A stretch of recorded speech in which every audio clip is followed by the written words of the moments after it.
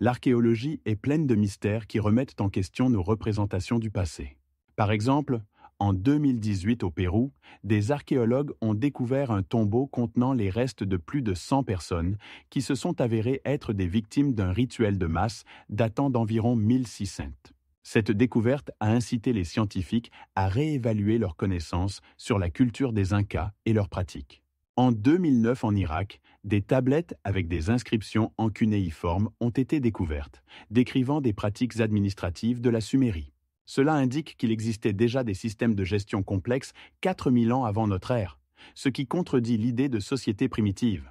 En 2020, en Turquie, des archéologues ont mis au jour les vestiges d'une ancienne civilisation utilisant des technologies de taille de pierre, précédemment considérées comme caractéristiques de périodes plus tardives. Ces découvertes soulignent que l'histoire de l'humanité n'est pas aussi linéaire que nous le pensions, et que de nombreux aspects de notre civilisation pouvaient exister bien avant les événements enregistrés.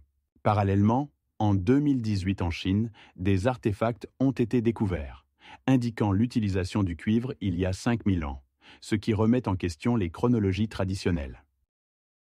Stonehenge est l'un des monuments mégalithiques les plus célèbres au monde, situé dans le comté de Wiltshire en Angleterre. Son âge est d'environ 5000 ans, ce qui le place à l'époque du néolithique, lorsque les hommes ont commencé à adopter un mode de vie sédentaire et à développer l'agriculture. La construction de Stonehenge a commencé vers 3000 avant notre ère, et sa forme finale a été atteinte vers 2500 avant notre ère. Cette structure est composée de blocs de pierre géants, certains atteignant une hauteur de plus de 4 mètres et pesant jusqu'à 25 tonnes.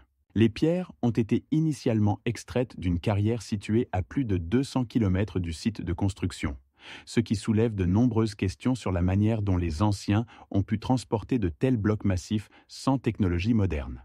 Les recherches montrent que certaines des pierres, appelées sarsens, ont été apportées d'une région proche de la ville de Marlborough, tandis que d'autres, appelées dolérites, ont été extraites de l'île de Wales.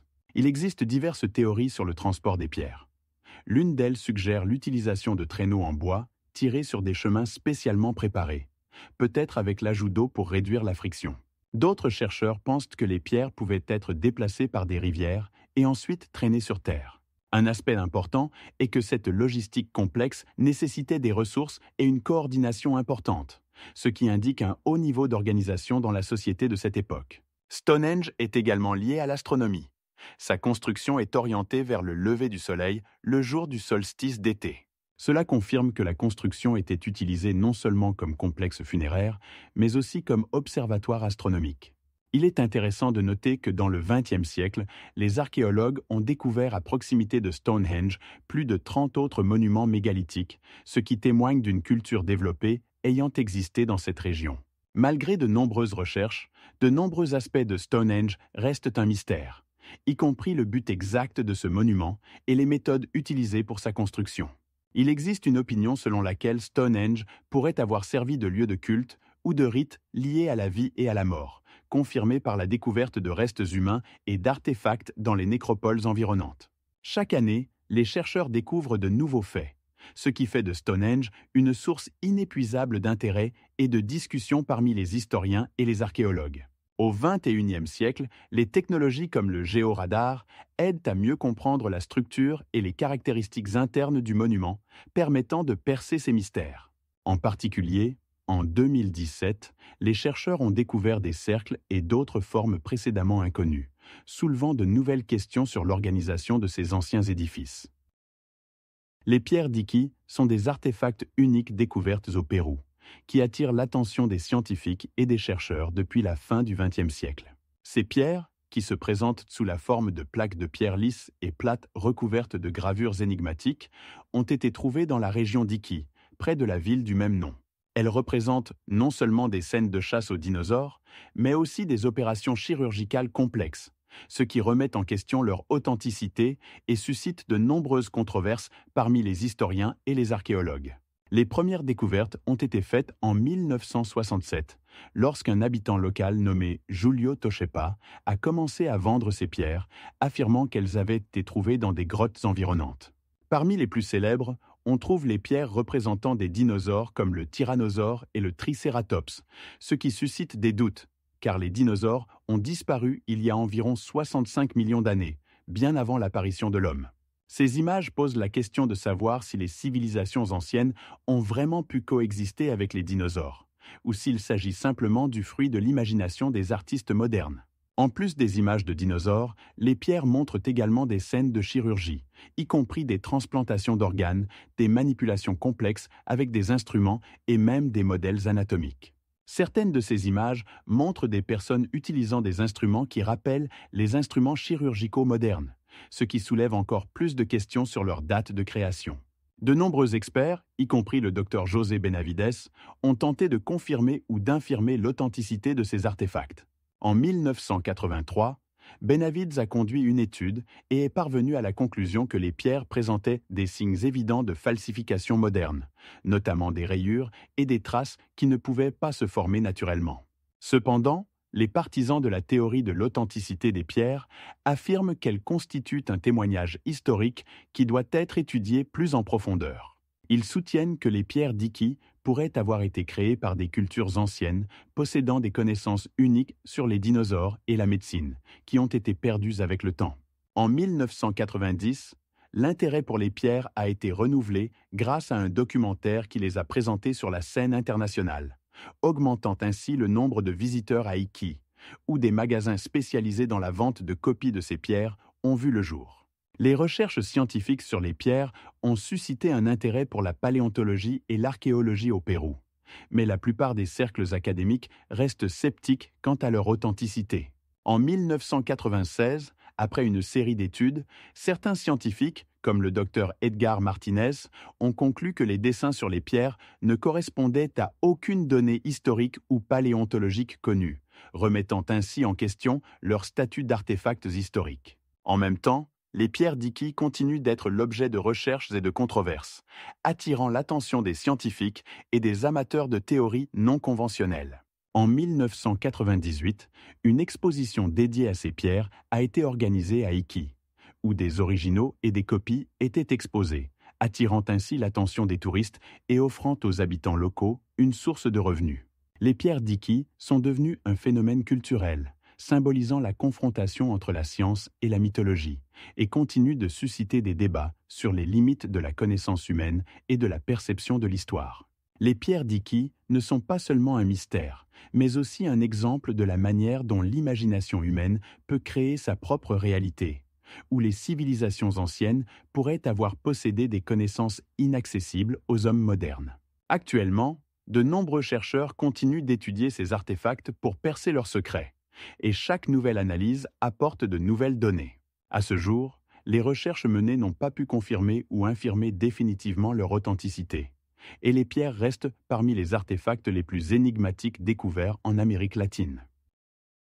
Le sphinx de Gizeh, avec une hauteur d'environ 20 mètres et une longueur supérieure à 40 mètres, est l'un des monuments les plus célèbres du monde antique.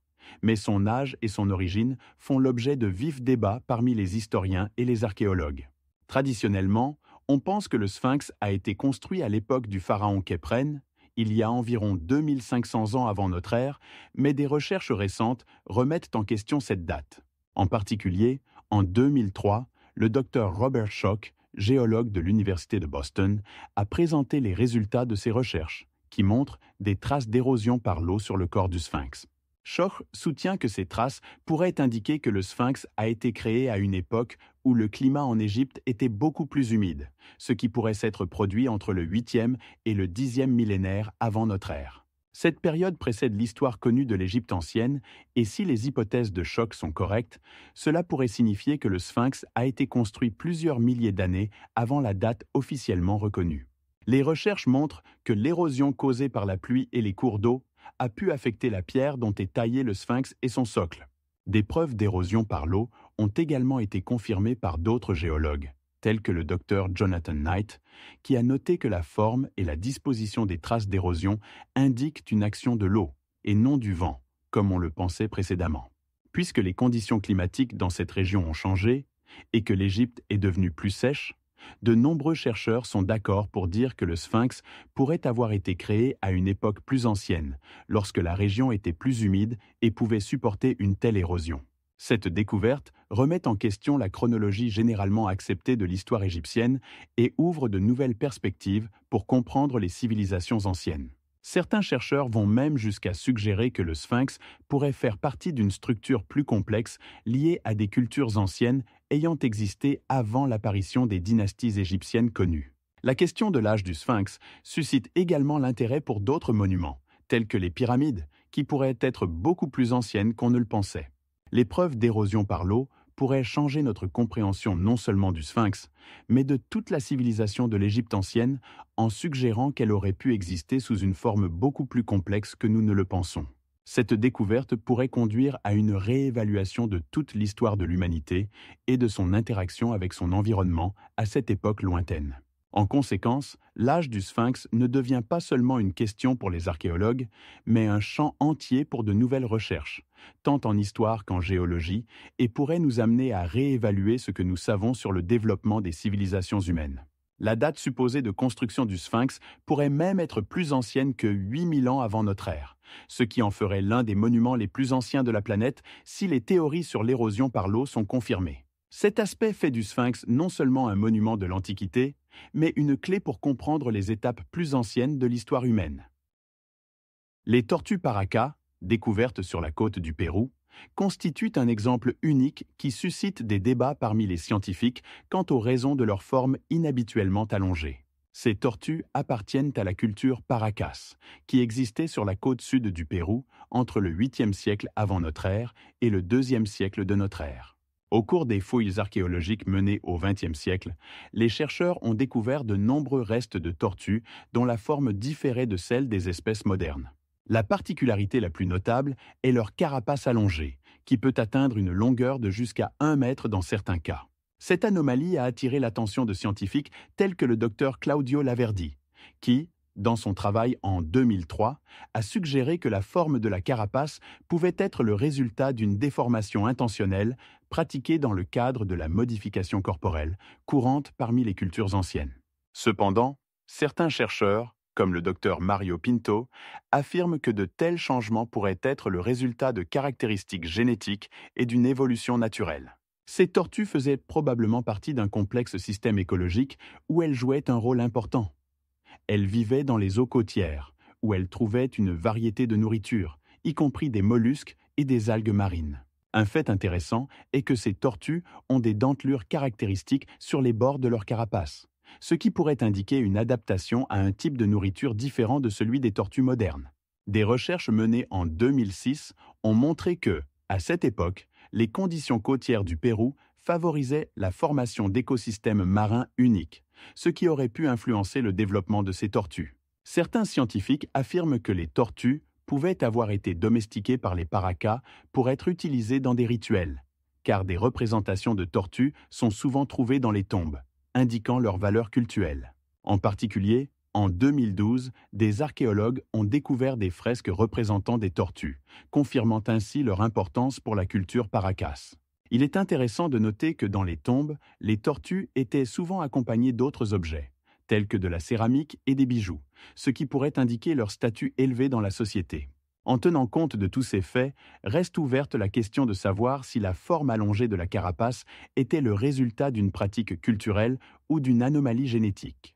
Des recherches génétiques menées en 2018 ont montré que certains des spécimens trouvés avaient des marqueurs génétiques uniques, ce qui pourrait indiquer que ces tortues étaient vraiment différentes de leurs contemporains.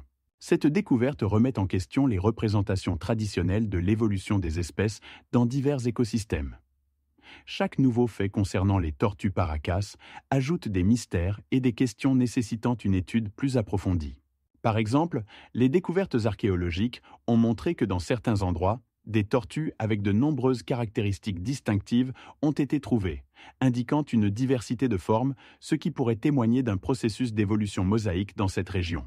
En fin de compte, les tortues Paracas continuent d'être un sujet de discussion et de recherche, car leur forme unique et leur place dans l'histoire de la culture Paracas offrent de nouvelles perspectives pour comprendre l'interaction entre l'homme et la nature à l'époque ancienne.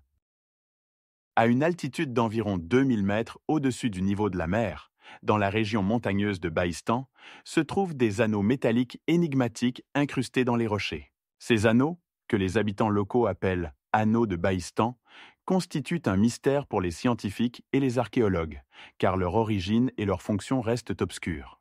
Les premières mentions des anneaux datent du début du XXe siècle, lorsque le chercheur britannique John Burke les a remarqués lors d'une expédition dans cette région isolée en 1910. Ces anneaux ont un diamètre allant d'1 à 3 mètres et sont fabriqués à partir d'un alliage inconnu qui ne peut être analysé facilement. Les recherches montrent que le métal contient probablement une forte proportion de nickel et de chrome, ce qui le rend résistant à la corrosion et aux influences extérieures. Les scientifiques estiment que les anneaux pourraient avoir été créés entre le 3e millénaire avant notre ère et le 1er millénaire de notre ère, bien que les dates précises n'aient pas été établies. En 1918, un habitant local, un chasseur nommé Adam Khan, a découvert plusieurs autres anneaux dans une grotte isolée, attirant ainsi l'attention supplémentaire sur ces artefacts. Depuis lors, plusieurs expéditions, y compris un groupe français en 1990, ont étudié ces objets étranges, mais aucune des équipes de recherche n'a pu proposer une explication définitive de leur fonction.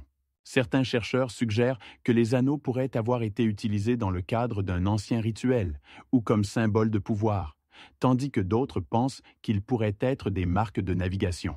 Il est intéressant de noter que dans les environs de Bahistan, des traces de anciens établissements ont également été découvertes, dont l'âge atteint 3000 ans, mais leur lien avec les anneaux n'a toujours pas été établi. En 1981, le chercheur Faryad Dost de l'Université de Kaboul a proposé une théorie selon laquelle les anneaux pourraient être liés à des cultes anciens adorant les corps célestes. Cette version a suscité des débats passionnés parmi les archéologues et les historiens, mais il manque des preuves convaincantes. Les anneaux de Bahistan sont également mentionnés dans les légendes locales, qui racontent des histoires de dieux anciens et de leurs exploits, ajoutant une couche supplémentaire de mystère à leur origine. À ce jour, les anneaux restent l'une des plus grandes énigmes de l'archéologie, et les recherches continuent, dans l'espoir de trouver un jour une explication à leur existence. En outre, des recherches géophysiques récentes sont menées pour identifier des structures souterraines cachées liées aux anneaux. En 2020, un groupe de scientifiques pakistanais et japonais a commencé des recherches utilisant un géoradar dans les environs des anneaux, ce qui a conduit à la découverte de plusieurs objets previously unknown, similaires aux anneaux, mais de plus petite taille. Ces découvertes pourraient modifier notre compréhension du rôle des structures annulaires dans la culture ancienne de Bahistan, car elles pourraient faire partie d'un système plus large utilisé par nos ancêtres. Dans ce contexte, les anneaux de Bahistan ne sont pas seulement des objets physiques, mais aussi une clé pour comprendre les mystères des anciennes civilisations qui habitaient cette région. Les recherches continuent, et chaque nouvelle couche d'informations obtenue lors des fouilles archéologiques nous rapproche de la résolution de ce mystère ancien. À ce jour, les recherches officielles et les publications sur les anneaux ont conduit à la publication de plus de 100 articles et rapports, mais aucun de ces recherches n'a encore apporté de preuves définitives qui pourraient expliquer leur origine ou leur fonction. La damasquinée, ce n'est pas seulement un métal, mais une véritable légende entourée de mystères et de légendes. Au XIIe siècle, alors que les croisades étaient en plein essor, ce matériau est devenu le symbole de la qualité et de la maîtrise. Il était utilisé pour fabriquer des épées qui impressionnaient non seulement par leur solidité, mais aussi par leur beauté. La surface de l'acier présentait des motifs ondulés caractéristiques rappelant les dessins sur le marbre. Le processus de création de la damasquinée était complexe et laborieux. D'abord, les forgerons utilisaient du minerai de fer à haute teneur en carbone, souvent extraite au Moyen-Orient, en particulier dans la région de la Syrie actuelle. Ensuite, ils mélangeaient différents types de métaux en utilisant une technique unique de forgeage multicouche. Cette méthode incluait le martelage et le laminage des couches de métal, permettant d'atteindre la structure et la solidité souhaitée. L'originalité de la damasquinée résidait dans sa capacité à être affûtée et à conserver son tranchant, ce qui rendait l'arme extrêmement efficace au combat. Cependant, les secrets de sa fabrication ont été perdus au Moyen Âge, lorsque les technologies et les connaissances en métallurgie ont commencé à disparaître avec la chute des grands empires. Un des éléments clés du processus était la méthode de traitement thermique. Les forgerons utilisaient divers procédés de trempe, qui incluaient l'immersion dans des huiles ou même dans l'eau, mais les proportions et les températures exactes restent floues. De nombreux chercheurs, comme le professeur John Walter de l'Université d'Édimbourg, ont tenté de reproduire la damasquinée en utilisant des technologies modernes, mais aucun d'eux n'a réussi à restaurer la formule originale. Par exemple, au début des années 2000, un groupe de scientifiques suédois a conduit des expériences avec l'ajout d'éléments d'alliage tels que le nickel et le molybdène, mais les échantillons obtenus ne possédèrent pas les propriétés uniques de la damasquinée originale. Tandis que les méthodes modernes, comme la métallurgie des poudres, permettent de créer des alliages solides, elles n'ont pas réussi à reproduire cette beauté et cette fonctionnalité.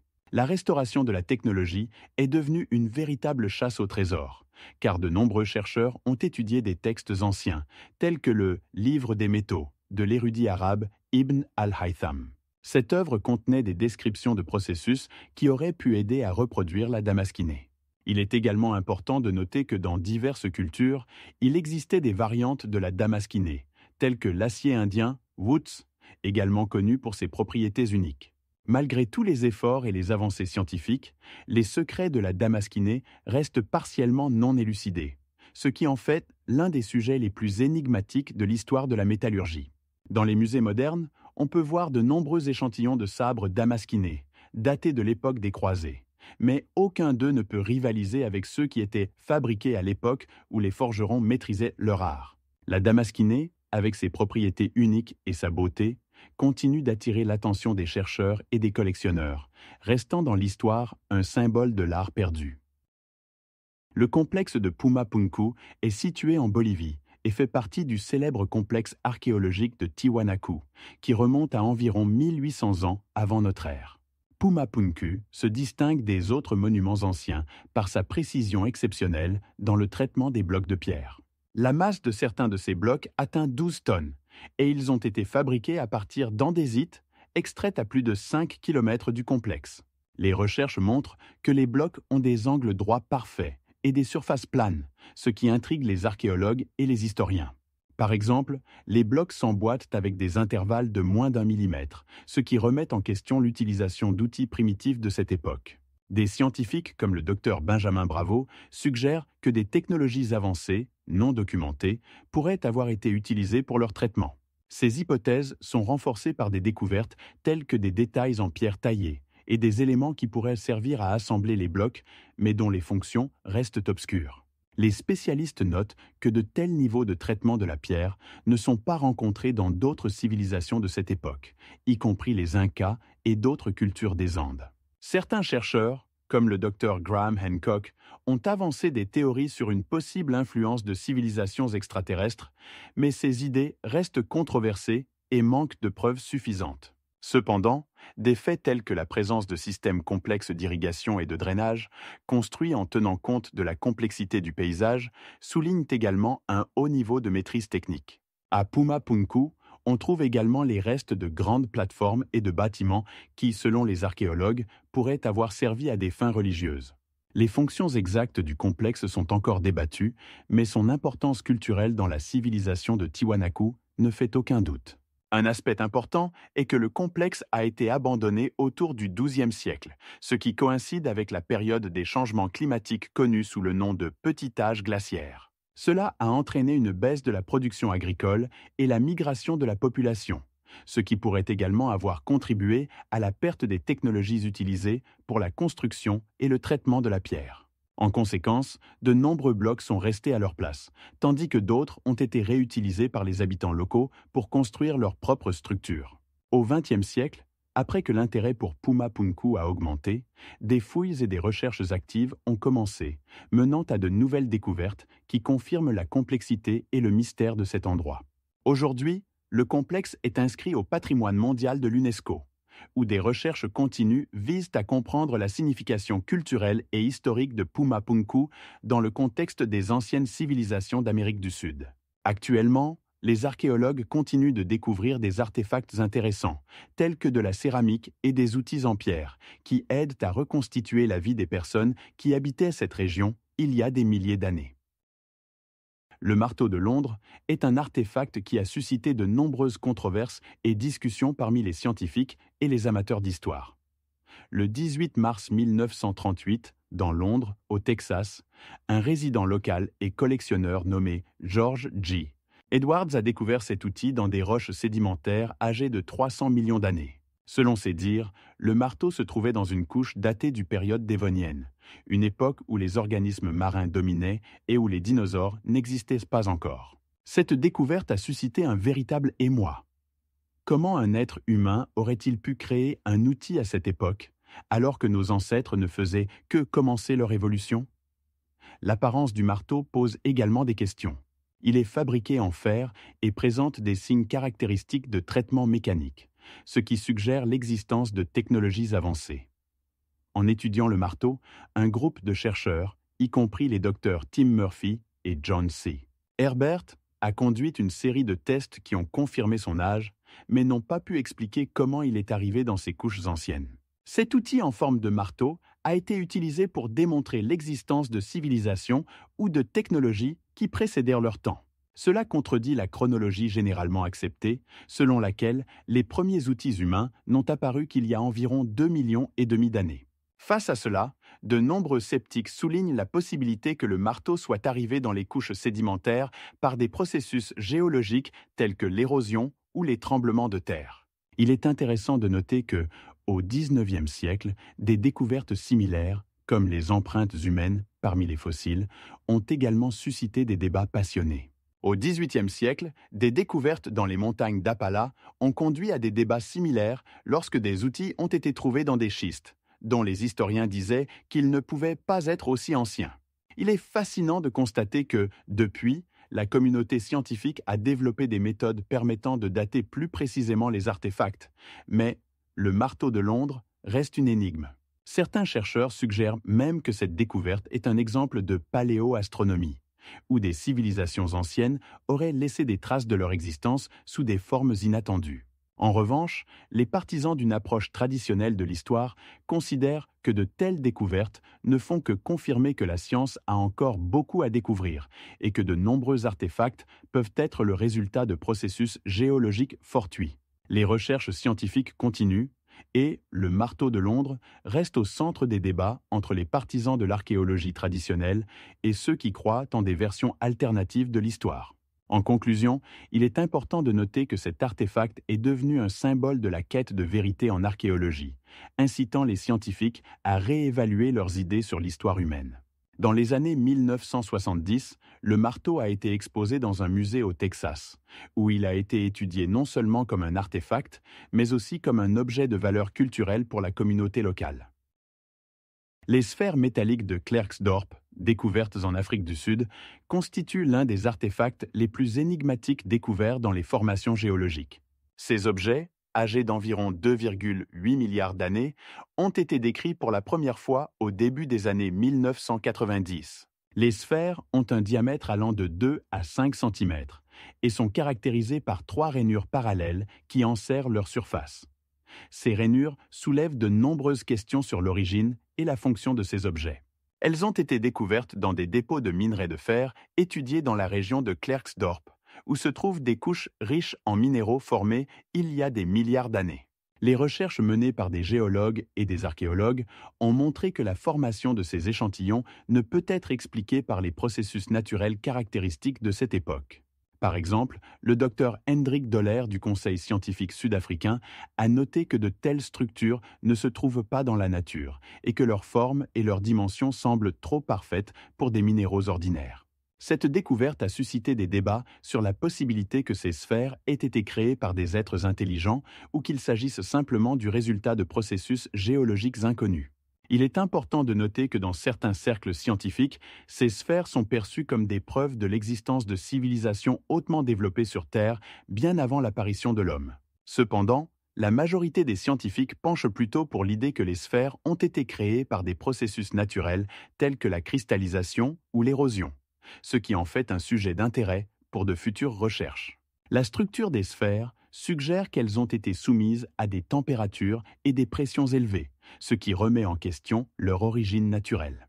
La disposition et la forme des rainures sur ces objets rappellent les technologies utilisées pour la fabrication de divers objets dans des époques historiques ultérieures. Même si les sphères sont le résultat de processus naturels, leur existence dans des dépôts aussi anciens soulève des questions importantes sur le développement des processus géologiques sur Terre.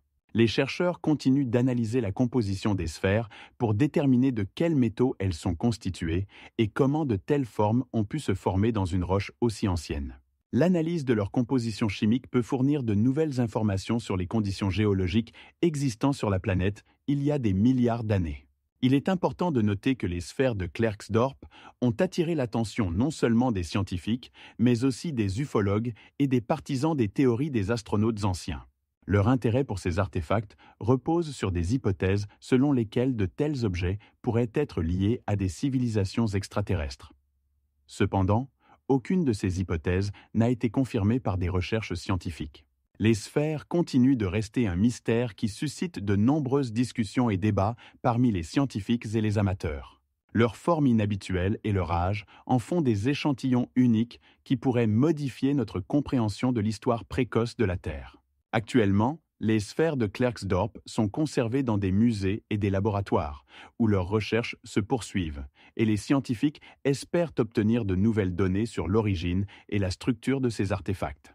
Les sphères peuvent fournir des informations précieuses sur la géologie et le climat de la Terre à l'époque où elles se sont formées, ainsi que sur le développement des minéraux et des métaux sur la planète. Le mécanisme denticitaire est un ordinateur analogique grec antique, créé environ au 1er siècle avant notre ère et destiné aux calculs astronomiques. Cet appareil unique a été découvert en 2001 sur un navire naufragé au large de l'île grecque d'Anticitère, où il est resté plus de 2000 ans. Des ingénieurs et scientifiques de l'époque ont conçu un dispositif composé de plus de 30 engrenages et roues en bronze, permettant de calculer la position des astres et de prédire les éclipses solaires et lunaires. Les recherches montrent que le mécanisme pouvait effectuer des calculs astronomiques complexes, y compris des cycles calendaires comme le cycle métonique qui dure 95 ans, et le Saros d'une durée de 81 ans. Ce dispositif contenait également des données sur le mouvement des planètes, ce qui en fait l'un des premiers exemples d'appareils de calcul mécanique dans l'histoire. Des recherches archéologiques menées au XXe siècle, notamment par Gerald O'Reilly et Alexander Cott, ont permis de restaurer certaines fonctions du mécanisme grâce à la tomodensitométrie. Il a été établi que le mécanisme pouvait non seulement afficher les cycles solaires et lunaires, mais aussi les phases de la Lune et la position de planètes connues comme Vénus et Mars. Cet appareil possédait un système complexe de transmissions à engrenages, capable de faire tourner des disques avec une grande précision, permettant aux Grecs anciens de faire des prédictions astronomiques avec une précision remarquable pour leur époque. Par exemple, le mécanisme pouvait prédire une éclipse survenue en 496 avant notre ère avec une précision de jour. Cela témoigne du haut niveau de connaissance des Grecs en astronomie et en mécanique. L'appareil pesait environ 30 kg et avait des dimensions d'environ 30 sur 22 cm, ce qui en fait un objet compact pour son époque. Contrairement aux ordinateurs modernes, le mécanisme denticitaire utilisait des méthodes analogiques, soulignant le génie des ingénieurs de la civilisation grecque antique. Il est important de noter que, à une époque où de tels mécanismes étaient rares, cet appareil est devenu le précurseur de nombreux dispositifs astronomiques ultérieurs.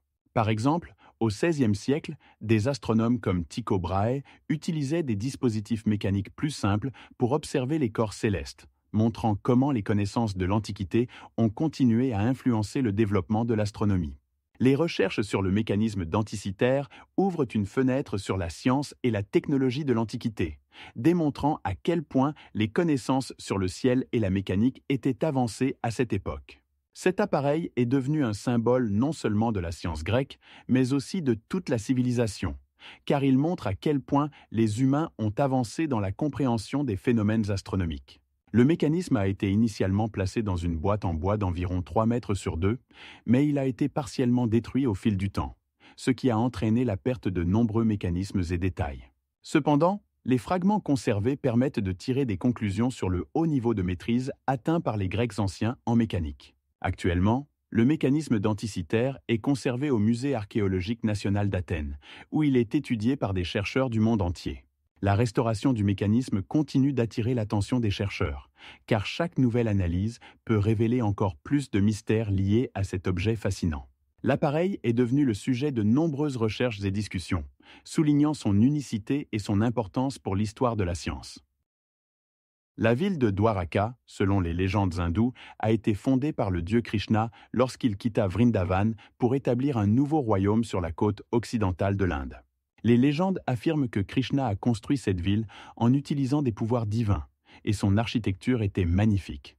Des murs élevés, des palais et des temples somptueux ornés de pierres précieuses. Cependant, selon les mythes, Dwaraka n'était pas seulement une ville, mais une véritable utopie où les gens vivaient en harmonie et où tous leurs désirs étaient exaucés. Dans le contexte historique, Dwaraka est considérée comme un lieu important, car elle est mentionnée dans divers textes sacrés tels que le Mahabharata et les Puranas. Des fouilles archéologiques dans la région de la ville actuelle de Dwaraka ont commencé à la fin du XXe siècle. En 2001, une équipe d'archéologues dirigée par le docteur S.R. Rao a découvert des structures subaquatiques qui pourraient être les vestiges d'une ville engloutie. Ces structures incluent des murs en pierre, des fondations de bâtiments et même des objets en céramique datés d'environ le IIIe siècle avant notre ère. Des fouilles ont également révélé des bijoux en or et en argent, ce qui confirme un haut niveau de développement de la civilisation qui y existait. Au XIIe siècle de notre ère, selon la légende, la ville a été engloutie par la mer, en raison de nombreuses catastrophes naturelles qui ont frappé cette région. Les scientifiques pensent que l'élévation du niveau de la mer et les tremblements de terre pourraient être à l'origine de l'inondation.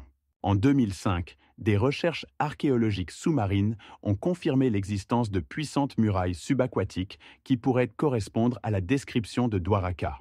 Certains chercheurs établissent un lien entre cette ville et un lieu historique de l'époque tardive de l'Antiquité.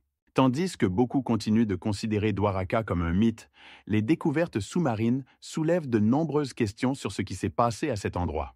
Certains scientifiques affirment que cela pourrait être un des premiers exemples de planification urbaine développée en Inde.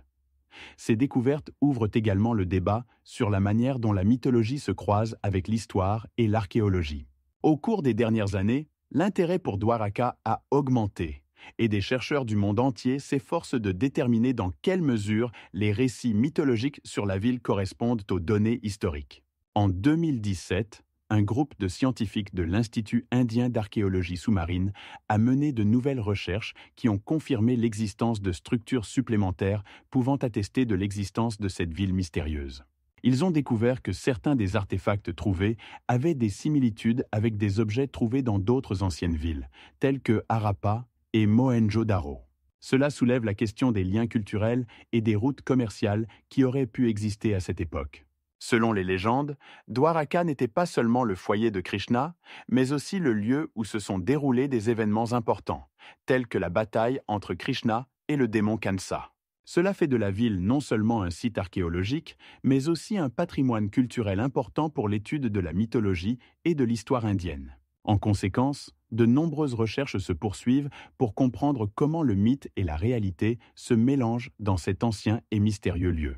En 2018, les résultats d'une étude ont été publiés, mentionnant des lieux possibles pour les principaux temples de Dwaraka, ajoutant de nouveaux détails à la image existante.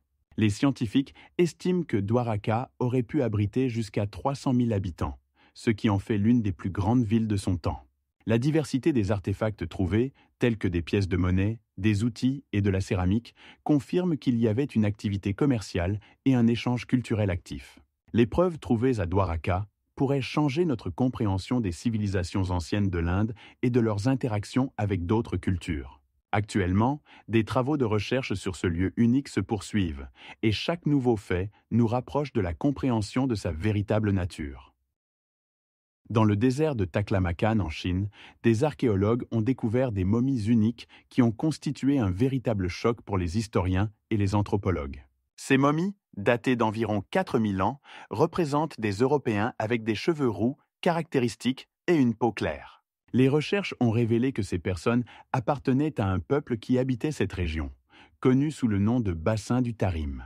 8 momies ont été trouvées dans les années 1990 dans une zone appelée Charlik, et elles sont devenues l'objet d'intenses études. Les momies sont bien conservées grâce au climat sec du désert, ce qui a permis de préserver même les détails des vêtements et des corps.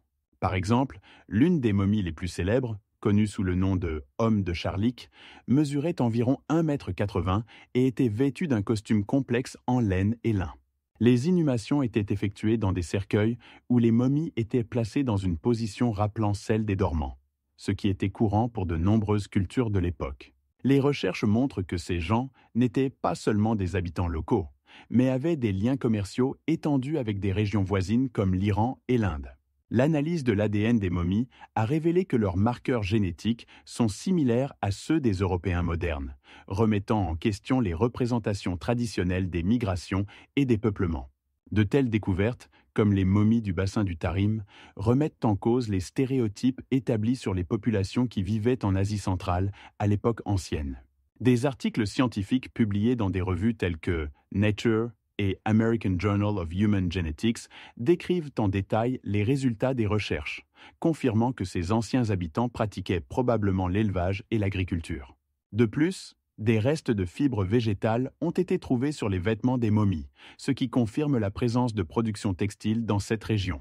Il est également intéressant de noter que certaines momies portaient des tatouages qui, selon les chercheurs, pourraient avoir une fonction rituelle ou servir de signe de statut. En particulier, sur l'une des momies ont été découvertes des tatouages en forme de motifs géométriques, courants chez les peuples nomades. Toutes ces données ouvrent de nouvelles perspectives sur la diversité culturelle et ethnique de la population ancienne de l'Asie centrale. Une analyse comparative avec d'autres découvertes montre que les relations entre différentes civilisations étaient beaucoup plus complexes qu'on ne le pensait previously. Un aspect important est que le bassin du Tarim se trouvait à l'intersection des anciennes routes commerciales, comme la route de la soie, ce qui a favorisé l'échange non seulement de marchandises, mais aussi de traditions culturelles. Ces momies servent de preuve de l'histoire riche et complexe de l'humanité, où différents peuples interagissaient, créant des traditions culturelles uniques. Le 18 mai 2003, une exposition dédiée à ces découvertes a été ouverte dans un musée local, où les visiteurs peuvent voir les momies et les artefacts trouvés dans leurs tombes. Depuis lors, l'intérêt pour les momies du Tarim n'a fait que croître, et les chercheurs continuent leurs recherches, révélant de nouveaux aspects de la vie de ces personnes fascinantes. En général, les découvertes dans le désert de Taklamakan ont radicalement transformé notre compréhension des migrations et des interactions des peuples anciens, soulignant la diversité du patrimoine historique de la région. Les traces de Laetoli sont des empreintes de pieds de gominides bipèdes, âgés d'environ 3 600 000 ans. Ces traces ont été découvertes en 1968 en Tanzanie, près du volcan Olduvai Gorge. Elles ont été étudiées par une équipe dirigée par le célèbre paléontologue Mary Leakey, qui, avec son mari Louis Leakey, a effectué de nombreuses fouilles en Afrique de l'Est. Au cours de leur travail, ils ont découvert des empreintes uniques conservées dans le cendre volcanique, qui s'est ensuite solidifié en couches dures. Ces traces ont été laissées par 2 ou 3 individus bipèdes qui étaient probablement les ancêtres de l'homme moderne. Les dimensions des empreintes varient de 22 à 32 cm, ce qui indique que les gominides étaient de taille similaire à celle des humains modernes. L'analyse des empreintes a révélé des caractéristiques distinctives telles que l'arc du pied et l'alignement des orteils, ce qui témoigne de la bipédie. Cette découverte est devenue l'un des témoignages les plus importants de l'évolution humaine et de sa capacité à se déplacer à 2 pattes. Les paléontologues ont pu déterminer que les gominides se déplaçaient sur un sol meuble, laissant des empreintes claires, ce qui a permis aux chercheurs de reconstruire leur comportement. Les traces de Laetoli ne se contentent pas de confirmer la théorie de la bipédie, mais offrent également une nouvelle compréhension de la structure sociale de ces premiers humains, car ils se déplaçaient probablement en groupe. Au XXe siècle, cette découverte a marqué un tournant, modifiant les représentations du développement humain. En plus de la découverte des traces, des artefacts tels que des outils ont été trouvés dans cette région, permettant aux chercheurs d'étudier le mode de vie et les habitudes de ces anciens gominides. Les traces, en elles-mêmes, constituent une fenêtre sur le passé, permettant de voir comment et où se déplaçaient nos ancêtres, leurs interactions entre eux, ainsi que leur adaptation à leur environnement. L'étude des traces de Laetoli reste d'actualité et suscite l'intérêt des scientifiques du monde entier, car elle pose des questions sur le développement exact du comportement bipède et son influence sur l'évolution ultérieure de l'homme. Ces empreintes ont également joué un rôle crucial dans la compréhension des routes migratoires des gominides et de leur dispersion sur le continent africain.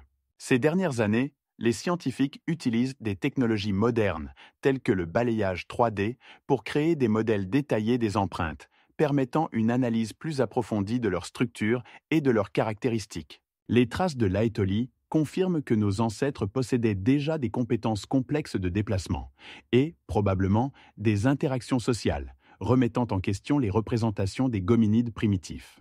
La comparaison de ces traces avec celles d'autres hominides anciens, comme celles de Kenya et d'Éthiopie, ouvre de nouvelles perspectives dans l'étude de l'évolution humaine et de ses adaptations dans diverses conditions climatiques. Les recherches scientifiques continuent, et chaque nouvelle analyse peut apporter des découvertes inattendues, approfondissant notre compréhension de la vie et de l'évolution de l'homme dans le passé lointain. Les traces de l'Aétolie restent l'un des plus grandes découvertes archéologiques, continuant à inspirer les nouvelles générations de paléoanthropologues et de chercheurs. Le site sous-marin néolithique d'Atlit Yam, situé sur la côte d'Israël, a été submergé il y a environ 9000 ans, ce qui en fait l'un des plus anciens objets archéologiques sous-marins connus. Les fouilles de ce site ont commencé en 1984 sous la direction de l'archéologue israélien le Dr. Ehud Lavi, qui dirigeait une équipe d'archéologues sous-marins. Ils ont découvert des vestiges d'une ancienne culture préservée à une profondeur d'environ 10 mètres. Atli Yam est un village néolithique où vivaient des chasseurs-cueilleurs, et ces découvertes permettent de mieux comprendre le mode de vie des gens de cette époque. Les archéologues ont trouvé plus de 100 constructions en pierre, y compris des maisons avec des murs bien conservés, construits sans mortier. Ces murs, atteignant 2 mètres de hauteur, témoignent d'un haut niveau de maîtrise architecturale des habitants anciens. Dans le site, on a trouvé des outils de travail, y compris des couteaux et des haches en pierre, ainsi que de nombreux objets du quotidien, tels que de la céramique et des figurines en argile cuite. Par exemple, une des coupes en céramique était décorée d'un motif ornemental complexe, typique du néolithique. Atli Yam est également célèbre pour ses vestiges de produits de la mer, y compris des coquillages et des os de poissons, ce qui indique que les habitants pratiquaient la pêche et la collecte de mollusques. L'analyse de ces découvertes montre que les habitants d'Atlit Yam avaient un régime alimentaire diversifié, ce qui était inhabituel pour l'époque. Un aspect important est que le site a été submergé en raison de la montée du niveau de la mer après la dernière période glaciaire, ce qui a conduit à la disparition de nombreux villages néolithiques dans cette région. L'unicité d'Atlit Yam réside également dans le fait qu'il a non seulement préservé des objets matériels, mais aussi des informations sur le climat et l'écosystème de cette époque. Des échantillons de graines et de végétation anciennes, trouvés dans les couches de sédiments, ont permis aux scientifiques de reconstituer la flore et la faune de la région il y a 9000 ans. Les recherches montrent que le climat de la région était alors plus humide et plus frais, ce qui a favorisé le développement de l'agriculture. Une découverte importante à Atlit Yam est la présence de vestiges des premiers bateaux marins au monde, probablement utilisés pour la pêche et le commerce. Ces bateaux étaient fabriqués à partir de planches de bois et recouverts de roseaux, ce qui était typique des technologies néolithiques. Les recherches scientifiques menées à Atlit Yam ont permis d'obtenir des données uniques sur le développement de la civilisation humaine au néolithique, ce qui rend ce site important pour les archéologues et les historiens. Chaque découverte dans ce lieu antique aide à comprendre comment les gens s'adaptaient au changement de leur environnement et développaient leurs compétences. À ce jour, Atlit Yam reste l'un des objets archéologiques sous-marins les plus étudiés, et ses découvertes continuent d'étonner et d'inspirer les scientifiques. Grâce à des recherches continues, les archéologues découvrent de nouveaux strates de l'histoire, ce qui permet d'approfondir les connaissances sur la vie des gens il y a 9000 ans. En particulier, l'étude des squelettes d'animaux trouvés sur le site a permis de déterminer quelles espèces étaient les plus courantes et comment elles interagissaient avec les humains. La vallée de l'Indus, située sur le territoire de l'actuel Pakistan et de l'ouest de l'Inde, a été le foyer de l'une des plus grandes civilisations de l'Antiquité, la civilisation de Harappa, qui a existé d'environ 2600 avant notre ère à 2000 avant notre ère. Cette culture se distinguait non seulement par ses villes hautement développées, telles que Harappa et Mohenjo-Daro, mais aussi par son écriture unique, qui reste aujourd'hui non déchiffrée. Actuellement, les chercheurs comptent plus de 400 symboles trouvés sur des sceaux, de la céramique et d'autres artefacts. Ces signes présentent une structure complexe et une grande diversité de formes, ce qui indique l'existence d'un système d'écriture développé. L'écriture de la vallée de l'Indus pourrait considérablement modifier notre compréhension de l'évolution de l'écriture dans le monde antique si elle était déchiffrée. Les chercheurs supposent que cette écriture pourrait être logographique, similaire à celle de la Chine, où des symboles individuels désignent des mots ou des idées entières, ou syllabique, où des symboles représentent des syllabes. Les recherches montrent que les symboles sur les sceaux apparaissent souvent en combinaison, ce qui pourrait indiquer qu'ils étaient utilisés comme signe d'identification pour les commerçants ou les marchandises. En 2800 avant notre ère, un groupe d'archéologues dirigé par le docteur John Smith a découvert un sceau représentant un animal mythique qui a attiré l'attention en raison de la présence de symboles connus, mais aussi de nombreux nouveaux, jamais vus auparavant. Le style unique de ces signes et leur fréquence sur les artefacts indiquent que l'écriture pourrait ne pas avoir été simplement utilitaire, mais aussi symbolique, ayant une importance religieuse ou culturelle. Par exemple, sur un des sceaux, une scène a été représentée, qui pourrait être liée à un rituel ou à un mythe. La vallée de l'Indus a été l'un des premiers lieux où une structure sociale complexe a commencé à se développer, et l'écriture aurait pu jouer un rôle clé dans la gestion et l'organisation de la société.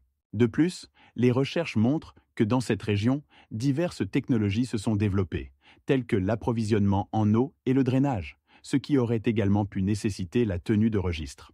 Cependant, les principaux problèmes de déchiffrement restent l'absence de texte bilingue, comme la pierre de Rosette, et la brièveté de la plupart des enregistrements, ce qui rend impossible l'analyse de la structure de la langue ou de sa grammaire. Certains chercheurs, comme le docteur Richard Falk et le docteur Susan Sheridan, affirment que l'écriture pourrait ne pas avoir été seulement un moyen d'enregistrer des informations, mais aussi un moyen de transmettre des normes culturelles et sociales.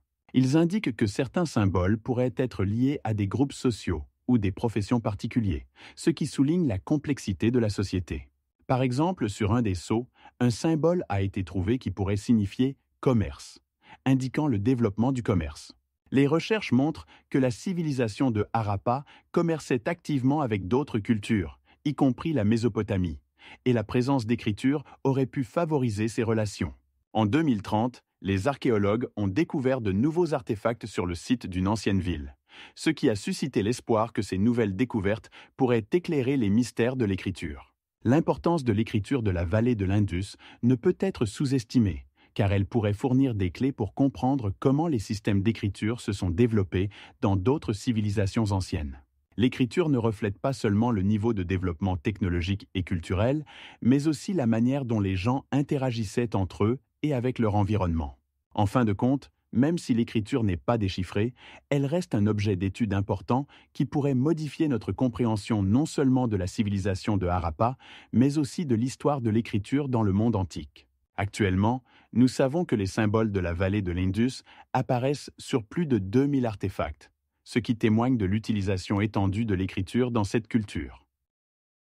Les lignes de Nazca au Pérou représentent l'un des plus grands mystères géoglyphiques du monde. Ces géants dessins, conservés sur la surface du désert de Nazca, ont été créés entre le 6e et le 3e siècle avant notre ère. Leur longueur peut atteindre plusieurs kilomètres et leur largeur dépasse parfois 20 mètres. Parmi les figures les plus célèbres, on trouve des contours d'animaux tels que des colibris, des singes et des lézards, ainsi que des figures géométriques, des lignes et des triangles. Il est intéressant de noter que ces géoglyphes ne sont visibles que depuis le ciel, ce qui a donné lieu à de nombreuses théories sur leur utilisation. L'une des hypothèses les plus courantes suggère qu'ils étaient utilisés comme calendrier astronomique. Des chercheurs comme l'archéologue américain Paul Kosok ont proposé que certaines de ces lignes indiquaient les points de lever et de coucher du soleil à des moments précis de l'année, ce qui aurait aidé les anciens habitants à planifier leurs travaux agricoles. Les recherches montrent que les lignes étaient probablement orientées vers des événements astronomiques importants, comme le solstice d'hiver et d'été, ce qui est confirmé par leur disposition par rapport à l'horizon. Cependant, il existe une hypothèse plus exotique, selon laquelle ces lignes auraient servi de piste d'atterrissage pour des extraterrestres. Cette théorie est activement promue par l'explorateur Erich von Däniken, auteur du livre « Souvenirs du futur ». Il affirme que les géoglyphes auraient été créés comme des indicateurs pour des êtres extraterrestres visitant la Terre. Les critiques scientifiques de cette idée soulignent l'absence de preuves, mais elle continue d'attirer l'attention et de stimuler l'imagination. Au cours des dernières décennies, des chercheurs comme le Dr Maria Reyes ont commencé à étudier les lignes à l'aide de technologies modernes, y compris des images satellites et des drones. Ces méthodes ont permis d'obtenir une meilleure compréhension des dimensions et des formes des géoglyphes. Par exemple, en 2014, un groupe de chercheurs japonais a découvert de nouvelles figures non documentées en utilisant le balayage tridimensionnel.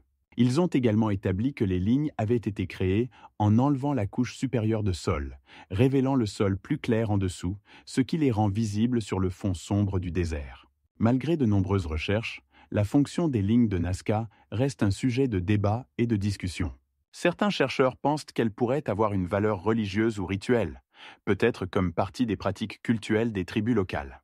Les recherches montrent que les lignes se croisent et forment des motifs complexes, ce qui pourrait indiquer qu'elles étaient utilisées pour des cérémonies. En 2006, un groupe d'archéologues dirigé par le docteur José Julio Tello a découvert que certaines lignes coïncident avec des sites de rituels anciens, confirmant cette hypothèse. D'autres théories, comme celle selon laquelle les géoglyphes servaient à la navigation ou désignaient des sources d'eau, ont également leurs partisans.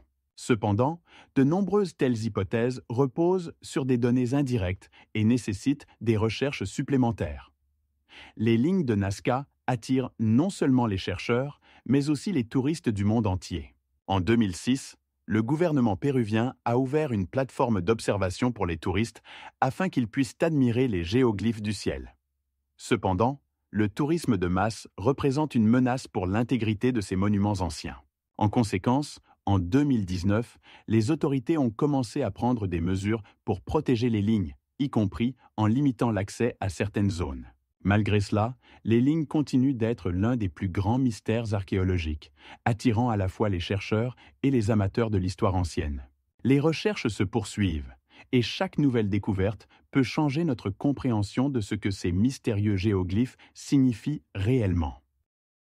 Göbekli Tepe est le plus ancien complexe de temples situé dans le sud-est de la Turquie, construit il y a environ 12 000 ans, soit 7 000 ans avant l'apparition de l'agriculture. Les fouilles archéologiques sur ce site ont commencé dans les années 1990 sous la direction de l'archéologue allemand Klaus Schmidt, qui travaillait avec une équipe de l'université de Göttingen. Le complexe comprend plus de 20 grands cercles de pierre, constitués de colonnes massives en forme de T, dont le poids peut atteindre plusieurs tonnes.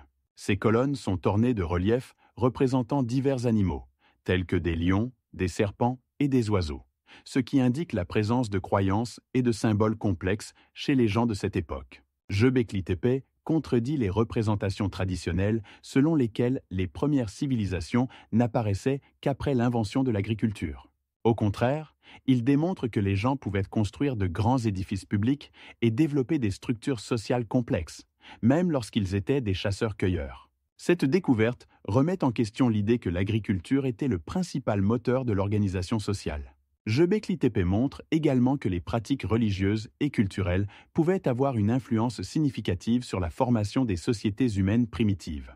La structure complexe des cercles de pierre était probablement utilisée à des fins rituelles, ce qui témoigne d'un haut niveau d'organisation sociale. Les archéologues ont découvert que les pierres avaient été taillées à l'aide d'outils simples comme des couteaux en silex, ce qui indique une certaine connaissance technologique chez les gens de cette époque. De plus, les analyses au carbone 14 montrent que la construction active du complexe a commencé environ au 9e millénaire avant notre ère, ce qui fait de Göbekli Tepe le plus ancien temple connu au monde.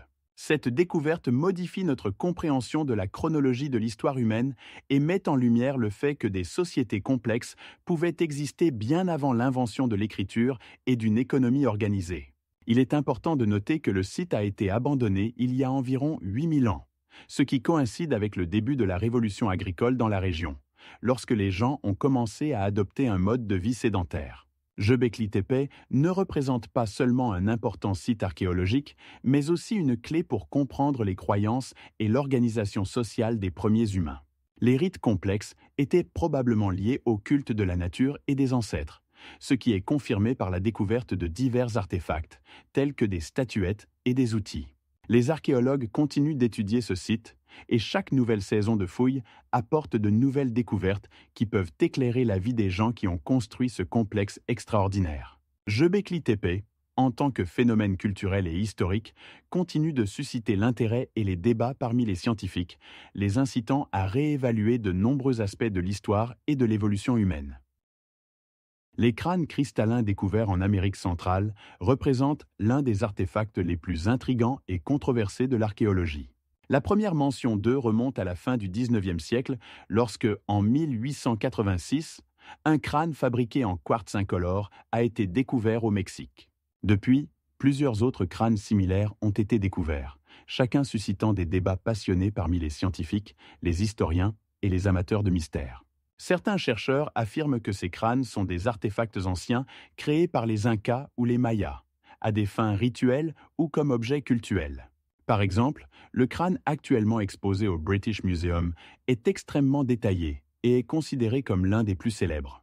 D'un autre côté, de nombreux sceptiques soutiennent que la plupart de ces crânes sont des faux, fabriqués au XIXe siècle, alors que l'intérêt pour la culture indienne et les artefacts a considérablement augmenté. Le célèbre chercheur et anthropologue, le Dr Richard Griffiths, dans son livre « Les mystères des crânes cristallins », affirme que les technologies utilisées pour créer ces crânes étaient inaccessibles aux civilisations précolombiennes. Il souligne que les crânes présentent des traces de traitement qui ne peuvent être réalisées qu'avec des outils modernes, tels que les forêts en diamant, ce qui les rendrait des faux créés au XVIIIe ou XIXe siècle. Cependant, les partisans de la théorie de l'origine ancienne des crânes soulignent l'absence de technologie disponible à cette époque pour leur création. Par exemple, un crâne similaire a été découvert en 1970 au Honduras. Son âge est estimé à plus de 3000 ans, ce qui remet en question les hypothèses de sa fausseté. Dans ce contexte, un crâne exposé dans un musée en Grèce et attirant l'attention des archéologues du monde entier est intéressant. Les recherches ont montré qu'il était fabriqué en quartz cristallin, mais ses caractéristiques précises et son âge restent inconnus. Diverses méthodes de datation utilisées pour les crânes donnent des résultats contradictoires, rendant la situation encore plus confuse. Par exemple, une datation au carbone 14 réalisée en 1990 a donné des résultats indiquant un âge d'environ 500 ans, ce qui correspond à la période de la colonisation européenne. Cependant, d'autres experts affirment que les crânes pourraient avoir été créés bien avant cette époque, en se référant à leur travail unique et détaillé. La comparaison avec d'autres artefacts célèbres, tels que la statue fameuse Quinto du Pérou, soulève également des questions sur l'authenticité des crânes, car Quinto a été fabriqué avec des méthodes inconnues au XIXe siècle. Dans ce contexte, il est intéressant de mentionner un crâne exposé en 1982 lors d'une exposition à New York. Il a suscité un grand intérêt, mais a rapidement été critiqué après que les experts ont découvert que son traitement ne correspondait pas aux technologies des civilisations anciennes. Sur ce fond, il est important de noter que la perception publique des crânes cristallins a également évolué au fil du temps. Initialement considérés comme des objets de culte et des artefacts mystérieux, ils sont devenus plus critiques après de nombreuses recherches et révélations. Aujourd'hui, de nombreux scientifiques sont d'accord pour dire que les crânes cristallins ont probablement été créés au XIXe siècle dans un but commercial, et non comme des objets rituels anciens. Les recherches scientifiques menées ces dernières années continuent de confirmer cette opinion, mais les débats parmi les chercheurs et les collectionneurs ne s'arrêtent pas. Il existe même des théories selon lesquelles les crânes posséderaient certaines propriétés mystiques, bien que ces affirmations ne soient pas fondées scientifiquement. En fin de compte, les crânes cristallins restent une énigme qui continue de susciter l'intérêt et les débats, soulignant à quel point il est facile de se perdre dans le labyrinthe de l'histoire et des légendes. Leur présence dans les musées et les collections privées continue d'attirer l'attention des chercheurs, et leur origine véritable, probablement, restera un mystère. Aujourd'hui, on compte environ 20 crânes cristallins connus, chacun ayant son histoire unique et suscitant divers avis sur son origine. Les écritures Rongorongo de l'île de Pâques représentent l'une des écritures les plus mystérieuses et non déchiffrées du monde. Ces signes ont été découverts par des chercheurs européens au XIXe siècle, mais leur signification reste encore obscure. La première mention des Rongorongo remonte au XVIIIe siècle, lorsque le navigateur néerlandais Jacob Roggeveen visita l'île en 1722. Il remarqua que les habitants utilisaient des planchettes de bois sur lesquelles étaient gravés des symboles étranges. Les Rongorongo ont été étudiés de manière systématique au XIXe siècle, lorsque des missionnaires comme Eugène Ayrault commencèrent à enregistrer ces signes. Aujourd'hui, il est connu que les Rongorongo comprennent environ 60 symboles différents, qui peuvent représenter des mots ou des idées. Ces symboles sont gravés sur divers matériaux, y compris le bois et les os, et leur forme varie de figures géométriques simples à des images complexes d'êtres humains et d'animaux. Les planchettes les plus célèbres sont celles exposées au musée Titi de Paris, où se trouve une planchette numérotée 3, sur laquelle sont gravés des dizaines de symboles représentant probablement un texte. Les chercheurs supposent que les rongorongo pourraient être la seule écriture indépendante inventée en Océanie. Cependant, malgré de nombreuses tentatives de déchiffrement, aucune des théories n'a été définitivement confirmée. L'une des raisons de la complexité du déchiffrement est l'absence de contexte. À la différence des autres écritures, les rongorongo n'ont laissé derrière eux aucun autre enregistrement ou document qui pourrait aider à comprendre leur signification.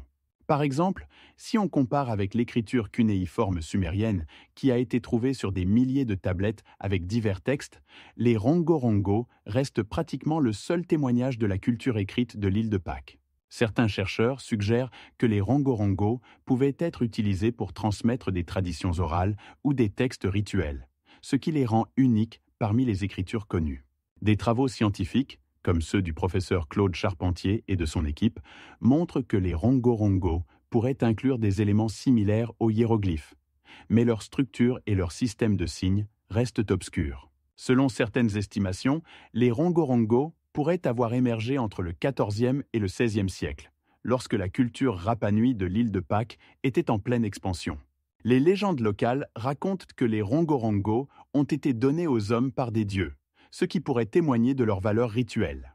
L'écriture rongorongo attire l'attention non seulement des linguistes, mais aussi des historiens, car elle pourrait fournir une clé pour comprendre la culture et l'histoire de l'un des îles les plus isolées du monde.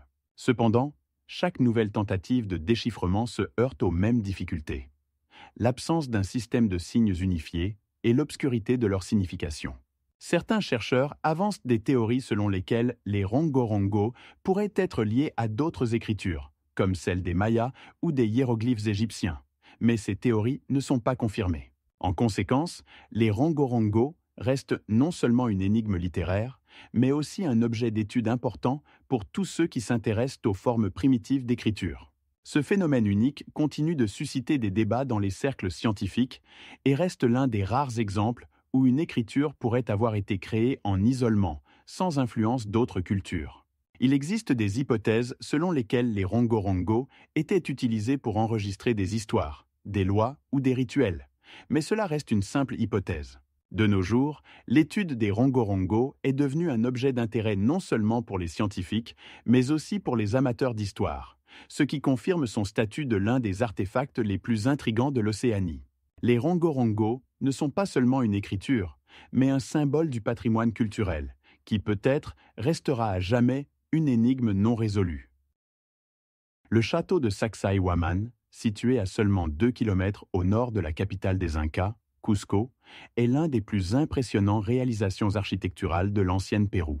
La construction de ce château a commencé à la fin du XVe siècle, lorsque l'empereur Pachacútec, fondateur de l'Empire Inca, a décidé de construire une puissante forteresse pour la protection et les rituels religieux. Sacsayhuaman est célèbre pour ses énormes blocs de pierre, qui atteignent une hauteur de plus de 5 mètres et peuvent peser jusqu'à 300 tonnes. Il est intéressant de noter que les pierres ont été extraites d'une carrière située à plus de 10 km de la forteresse, ce qui posait de grands défis logistiques aux constructeurs. Les Incas n'utilisaient aucun mortier pour assembler les pierres. Au lieu de cela, ils ajustaient les blocs avec une précision telle qu'il était impossible d'insérer un couteau entre eux. Cette technique, connue sous le nom de « assemblage plat », permettait de construire des murs capables de résister aux tremblements de terre caractéristiques de la région. Tout au long de la forteresse, on peut voir de tels murs, qui sont élégamment courbés et ont une forme spécifique rappelant des créneaux. L'unicité de Sacsayhuaman ne réside pas seulement dans sa construction, mais aussi dans la manière dont elle s'intègre dans le paysage environnant. La forteresse a été construite sur une colline élevée, d'où l'on peut admirer une vue spectaculaire sur Cusco et la vallée d'Urubamba. À l'intérieur de la forteresse, on peut découvrir divers éléments architecturaux, tels que des places et des plateformes où, selon les archéologues, se déroulaient des rituels, ainsi que des entrepôts pour les réserves. Selon les estimations des archéologues, la construction de Sacsayhuaman a nécessité environ 40 000 blocs de pierre, ce qui nécessitait des efforts et une coordination considérable. Les recherches effectuées au XXe siècle ont montré que la forteresse faisait partie d'un système plus vaste de fortifications et de centres cérémoniels incas, soulignant son importance stratégique.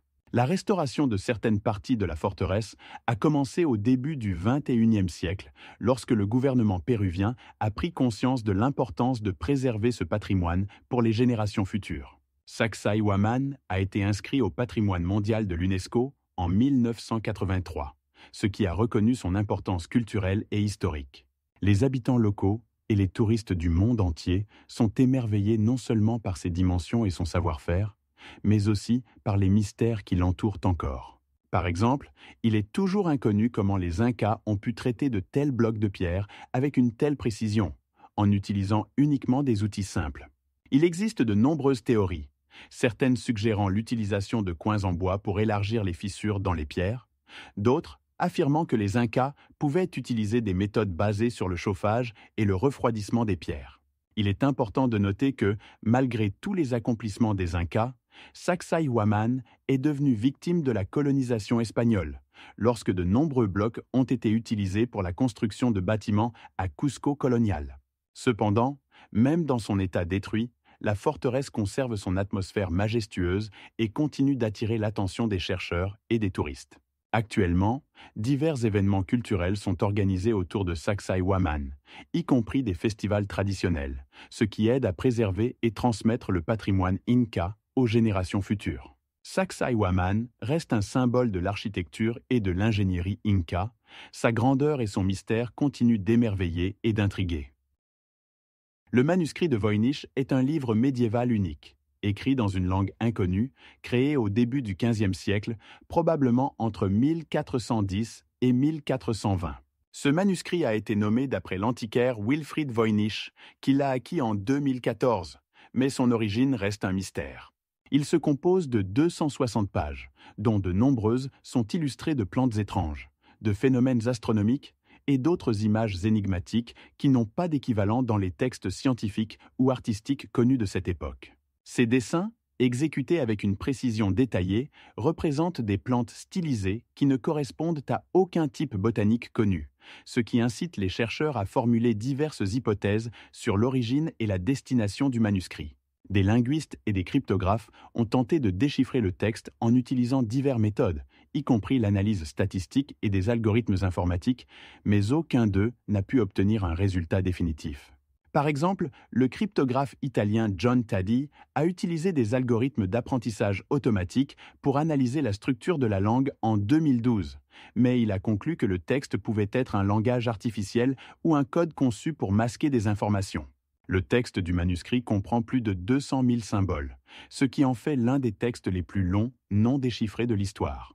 Il est intéressant de noter que le manuscrit contient des illustrations astronomiques, y compris des cartes du ciel et des images de constellations, que les chercheurs associent aux connaissances astronomiques de l'époque, mais dont la précision et la destination restent obscures. Les illustrations de plantes posent également de nombreuses questions. Certains chercheurs suggèrent qu'elles pourraient représenter des plantes médicinales utilisées dans la médecine médiévale, tandis que d'autres pensent qu'il s'agit simplement de fantasmes d'un artiste. Le manuscrit contient également des sections dédiées à l'astrologie et à l'alchimie, ce qui indique que son auteur était probablement familier avec les sciences occultes. Il existe diverses théories sur l'identité de l'auteur du manuscrit. Il pourrait s'agir d'un manuel médical, d'un traité alchimique ou même d'une œuvre humoristique. Au XVIIIe siècle, le manuscrit est entré dans les collections de diverses bibliothèques européennes avant d'être acheté par Voynich, qui a tenté de le vendre à des universités et des collectionneurs, mais sans succès. Pendant de nombreuses années, le manuscrit est resté dans des mains privées jusqu'à ce qu'il soit transféré à la bibliothèque des livres rares et manuscrits de l'université de Yale, où il se trouve encore aujourd'hui. Les chercheurs continuent d'étudier ce texte énigmatique, et son nombre de partisans ne cesse de croître. Par exemple, en 2018, un groupe de chercheurs de l'Université du Texas a effectué une analyse utilisant des méthodes d'apprentissage automatique pour déterminer si le manuscrit est une falsification. Mais les résultats ont seulement soulevé de nouvelles questions. Le manuscrit contient également diverses tables et schémas que les chercheurs pensent représenter des connaissances scientifiques ou médicales, mais leur interprétation reste un sujet de débat. Malgré les nombreuses tentatives de déchiffrement, il n'existe toujours pas de consensus sur la signification du texte, ce qui fait du manuscrit de Voynich l'une des énigmes les plus fascinantes de l'histoire mondiale. Les textes écrits sur ces pages ont souvent une structure similaire à celle du latin, mais leur contenu reste complètement incompréhensible. Aujourd'hui, le manuscrit attire l'attention non seulement des historiens et des linguistes, mais aussi des cryptographes, des experts en art et des amateurs de mystères, restant non déchiffré même après plus de 600 ans depuis sa création. Le monument de Yonaguni se trouve au fond de la mer, sur la côte est du Japon, près de l'île du même nom. Il a été découvert en 1986 par un plongeur japonais, Masaki Morimoto. Cet objet sous-marin mesure environ 200 mètres de long et 80 mètres de large, et sa hauteur maximale est d'environ 20 mètres. La base du monument est composée de grands blocs de pierre qui forment des terrasses et des marches, ce qui suscite des débats sur son origine. Certains chercheurs, comme le docteur Kenji Yamamoto, affirment qu'il s'agit du résultat de l'érosion naturelle, tandis que d'autres, comme le docteur Yuji Asano, pensent qu'il s'agit d'une construction artificielle réalisée par l'homme. Si l'on considère que l'âge du monument pourrait atteindre 10 000 ans, cela ouvre la porte à de nombreuses questions sur les civilisations anciennes qui pourraient avoir habité cette région. Certaines théories lient Yonaguni à l'Atlantide mythique ou à d'autres cultures englouties, comme celles qui existaient pendant le dernier âge glaciaire. Un point important est que les recherches systématiques de cet objet ont commencé en 1992. Ces recherches ont été menées sous la direction de scientifiques comme le docteur Kengo Higashi, qui a utilisé des caméras sous-marines pour documenter la structure. Au cours de ces travaux, des formes géométriques rappelant des escaliers et des plateformes ont été découvertes, ce qui a encore accru les discussions sur une possible intervention humaine. Des images montrent également des lignes et des angles nets, ce qui indique un possible savoir-faire humain. De plus, des traces ont été trouvées sur le monument, que certains chercheurs interprètent comme des traces d'outils. Cependant, les critiques affirment que ces formes pourraient être le résultat de processus naturels comme la tectonique des plaques ou la corrosion. En 1999, l'archéologue sous-marin le Dr Tsuyoshi Tanaka a déclaré que la structure comportait des éléments qui ne pouvaient pas avoir été créés sans intervention humaine. Parallèlement, de nombreuses publications sur Yonaguni ont vu le jour ces dernières années, attirant l'attention à la fois de la communauté scientifique et des touristes. Les autorités locales ont même organisé des excursions pour les plongeurs souhaitant voir cet objet mystérieux. Ainsi, Yonaguni est devenu non seulement un objet d'étude scientifique, mais aussi une destination touristique populaire. Cependant, malgré toutes ces recherches, la question de l'origine du monument reste ouverte et suscite des débats même parmi les scientifiques. Certains chercheurs soulignent l'importance de nouvelles fouilles et d'études pour déterminer si Yonaguni est un phénomène naturel ou une création d'une ancienne civilisation. Pour beaucoup, il reste un symbole de mystère non résolu de l'histoire humaine, continuant d'inspirer à la fois les scientifiques et les amateurs d'aventure.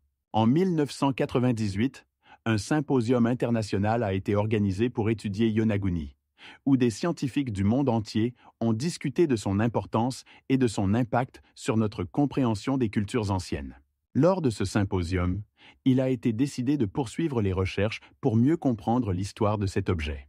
À ce jour, la science moderne n'a pas encore donné de réponse définitive à la question de l'origine du monument, et peut-être que ce sera l'archéologie future qui le fera. Il est important de noter que chaque nouvelle découverte peut changer notre compréhension de la manière dont les civilisations anciennes se sont développées dans cette région. Pour l'instant, le monument sous-marin reste une énigme attirant à la fois les scientifiques et les touristes du monde entier. Le disque de Phaistos est un disque en argile d'un diamètre d'environ 20 cm, découvert en 1961 lors de fouilles à Phaistos, sur la côte sud de Crète, par l'archéologue Giuseppe Faiola. Le disque porte plus de 200 symboles, dont certains sont supposés appartenir à l'écriture minoenne, mais le sens précis de ces symboles reste mystérieux. Le disque est considéré comme un artefact unique, car il fait partie des rares exemples d'écriture minoenne, aux côtés de l'écriture linéaire A et de l'écriture linéaire B. Il a été trouvé dans un contexte qui suggère son utilisation à des fins rituelles ou comme objet symbolique. Étant donné que le disque de Phaistos a été fabriqué il y a environ 2000 ans avant notre ère, il constitue un témoignage important du haut niveau de culture des Minoens qui vivaient sur Crète. Les symboles du disque incluent des représentations de personnes, d'animaux, d'outils et d'objets, mais leur interprétation précise reste un sujet de débat parmi les chercheurs. Certains, comme Edward Gardner, suggèrent que les symboles pourraient représenter des textes rituels ou même des formes précoces d'écriture, tandis que d'autres, comme l'archéologue Graham Hancock, pensent qu'ils pourraient être une forme d'histoire orale transcrite sous forme de symboles. Il n'existe pas de consensus sur la manière d'interpréter ces signes, ce qui a conduit à de nombreuses théories, allant des idées de rituels religieux à des tentatives de déchiffrer le disque comme un calendrier. Contrairement à d'autres systèmes d'écriture anciens, tels que les hiéroglyphes égyptiens ou la cunéiforme sumérienne, l'écriture minoenne n'a pas de parallèle connu et n'a pas été déchiffrée, ce qui suscite à la fois l'intérêt et la déception des chercheurs au fil des années. De plus, de nombreux symboles du disque rappellent des images trouvées sur d'autres artefacts, mais leur combinaison et leur ordre restent uniques. Des recherches utilisant des technologies modernes telles que la tomodensitométrie et l'analyse d'images ont permis de faire de nouvelles découvertes, mais n'ont pas rapproché la compréhension du disque lui-même. 18 symboles différents sur le disque peuvent être disposés en séquences qui pourraient avoir un sens, mais aucun de ces sens n'a été confirmé. La communauté scientifique envisage également la possibilité que le disque soit une contrefaçon, mais la majorité des historiens le considèrent authentique, en se basant sur le contexte de sa découverte et ses caractéristiques stylistiques. Le disque de Phaistos est conservé au musée archéologique d'Héraklion sur Crète, où il attire l'attention de milliers de touristes et de chercheurs souhaitant percer ces mystères. Le disque est devenu le symbole des mystères non résolus de la civilisation minoenne, qui continue d'éveiller l'intérêt et l'admiration grâce à ses réalisations en architecture, en art et en commerce. Les Minoens étaient probablement l'un des premiers peuples navigateurs, car leurs réseaux commerciaux s'étendaient de l'Égypte à la Mésopotamie. Cela était facilité par leurs compétences commerciales et leur capacité à construire des navires, ce qui leur permettait de participer activement au commerce avec les civilisations voisines. Au cours des plus de 50 ans de recherche sur le disque de Phaistos, il est devenu l'objet de débats et de discussions sans fin, ces symboles continuant à susciter un vif intérêt parmi les amateurs d'histoire et d'archéologie. Des chercheurs comme l'archéologue et linguiste Kenneth Koch ont tenté de créer des algorithmes et des modèles informatiques pour comprendre la structure des symboles, mais sans succès pour l'instant. Il est intéressant de noter que le disque a été trouvé dans un contexte lié à d'autres artefacts, tels que des sceaux et de la céramique, qui contiennent également des symboles mystérieux, mais aucun d'eux ne fournit une réponse claire sur le sens du disque de Phaistos. En 2001, dans le Wyoming, dans la région de Stonefield, des miniatures momies, connues sous le nom de nains de Stonefield, ont été découvertes. Ces momies ont attiré l'attention des scientifiques et du public en raison de leurs dimensions inhabituelles, la plupart ne dépassant pas 30 cm. Initialement, les momies ont été trouvées dans une grotte, et selon les recherches, leur âge est d'environ 2000 ans. Les premiers échantillons ont été étudiés par le célèbre anthropologue Dr. John Wilson, qui a suggéré que ces momies pourraient être le résultat de la microcéphalie, un rare trouble génétique entraînant une taille anormalement petite de la tête et du corps. Cependant, d'autres théories sont apparues par la suite. Certains chercheurs ont affirmé que les momies pourraient avoir été soigneusement fabriquées, ce qui a conduit à l'idée d'une possible mystification. En particulier, les sceptiques ont souligné les incohérences anatomiques et structurelles des os. En 2006, un groupe de scientifiques dirigé par le Dr. Emily Green a étudié l'ADN des échantillons et a conclu que les momies n'étaient probablement pas le résultat de la microcéphalie, mais appartenaient plutôt à des personnes ayant subi des conditions de vie particulières, telles que la malnutrition ou des maladies. Ces résultats ont suscité de nouvelles controverses sur l'origine des momies, car de nombreux partisans de la théorie de la mystification ont commencé à affirmer que l'étude était biaisée. En 2008, des rapports de presse ont indiqué que certaines momies étaient mises en vente, ce qui a ajouté de l'huile sur le feu. L'intérêt pour ces découvertes ne s'est pas tari, et en 2009, une équipe de chercheurs de l'Université du Wyoming a conduit des fouilles supplémentaires qui ont conduit à la découverte de 36 momies supplémentaires. Cette découverte a permis d'étudier plus en détail la méthode de momification et l'âge des découvertes. Les recherches ont montré que les momies étaient enveloppées dans des tissus et traitées avec de la résine, ce qui correspond aux méthodes de momification utilisées dans les anciennes cultures. De plus, les archéologues ont découvert que les momies étaient entourées d'artefacts tels que de la céramique et des outils, ce qui suggère qu'elles pourraient avoir une valeur rituelle. En 2010, un symposium a eu lieu où les scientifiques ont présenté diverses théories sur l'origine des nains de Stonefield. Certains participants ont affirmé que les momies étaient les restes d'un peuple ayant existé dans le Wyoming à l'époque ancienne, tandis que d'autres pensaient qu'il s'agissait simplement d'échantillons créés pour attirer les touristes. Malgré le nombre de théories et de contradictions, les nains de Stonefield restent une énigme. Actuellement, les découvertes continuent d'être étudiées et chaque nouvelle information ajoute de nouveaux détails à cette histoire déjà riche. En 2021, il a été découvert que certaines momies avaient été envoyées dans un laboratoire d'études des cultures anciennes en Californie pour une analyse plus approfondie. Les résultats de ces analyses ont montré que l'âge des momies est effectivement d'environ 2000 ans, ce qui confirme leur valeur historique. La colonne de fer de Delhi, dont la hauteur atteint 7 mètres et le poids dépasse 6 tonnes, a été installée au début du XVe siècle, mais son histoire remonte au IVe siècle. Cette colonne, fabriquée en fer forgé, a été érigée en l'honneur de l'empereur Chandragupta II, connu sous le nom de Vikramaditya, qui régnait sur l'empire Gupta. Il est intéressant de noter que la colonne résiste presque à la corrosion, bien qu'elle soit exposée à l'air libre depuis plus de 16 siècles. Les métallurgistes modernes ne peuvent toujours pas expliquer comment les anciens maîtres ont atteint une telle solidité et résistance à la rouille. On sait que la colonne contient 90% de fer et environ 1% de phosphore, ce qui la rend unique pour son époque. Des analyses ont montré que la surface de la colonne est recouverte d'une couche d'oxyde qui empêche la corrosion supplémentaire. Cette couche s'est formée grâce à l'interaction du fer avec l'environnement. Mais les scientifiques ne sont pas encore d'accord sur les conditions spécifiques qui ont favorisé sa formation. Au XVIIIe siècle, la colonne a attiré l'attention de l'ingénieur et chercheur anglais William Jones, qui la décrivait comme un miracle de l'ingénierie. Au début du XXe siècle, en 1930, le scientifique indien Rajendra Prasad a mené une étude détaillée qui a conclu que la colonne avait été créée en utilisant des méthodes uniques de forgeage et de traitement du métal, qui ont été perdues au fil des siècles.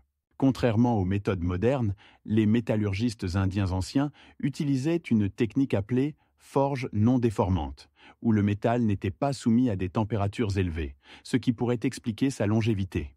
Des parallèles avec d'autres technologies anciennes montrent, par exemple, que dans l'Empire romain, des méthodes similaires étaient utilisées, mais aucun des objets en fer romain ne peut rivaliser avec la durabilité de la colonne de fer. En 1995, un groupe de chercheurs de l'Institut indien de technologie de Kanpur a effectué une analyse qui a confirmé que la composition du fer de la colonne est très proche de celle utilisée dans l'ancienne Inde pour la fabrication d'armes et d'outils.